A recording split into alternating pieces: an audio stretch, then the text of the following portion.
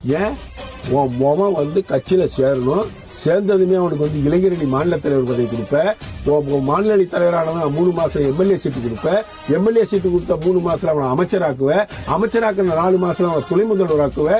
உன் புள்ளெல்லாம் வந்ததுமே உச்சாணி கொம்புக்கு போகணும். ஒருத்தன் கட்சி ஆரம்பிச்சு அடிப்படையில இருந்து நடிகனாக இருந்து பாடுபட்டு இந்த மக்களை மகிழ்வித்து ஒருத்தன் கட்சி ஆரம்பிச்சு அவன் ஃபீல்டுல இன்னும் 20 ஆண்டுகள் கோலோச்ச முடியுங்கிற நிலையை துறந்து விட்டு கட்சி ஆரம்பிச்சு இங்க நான் அடுத்த ஆட்சிக்கு வருவேன்னு சொல்றான். அவனுக்கு ஒரு சப்போர்ட் மக்கள் செல்வாக்கு இருக்கு அப்படிங்கிற நம்பிக்கையில சொல்றான். அத வந்து நேத்தி கட்சி ஆரம்பிச்சா இன்னைக்கு ஆட்சி வரும்னு நினைக்கிறான். நேத்தி தானே வந்தான் அவன், நேத்தி தானே வந்தார் உதயநிதி ஸ்டாலின். அவனுக்கு என்ன இன்னைக்கு வந்து துணை முதலமைச்சர் பதவி? அது மட்டும் இனிக்குதா உனக்கு? ஏன் விஜய் ஆசைப்படக்கூடாதா? விஜய் அரசியல் ரீதியா நம்ம எதிர்ப்போம். விஜய் யாரோட தூண்டுதல் அரசியல் வந்திருக்காங்க மாறுபட்ட கருத்து நமக்கு உண்டு.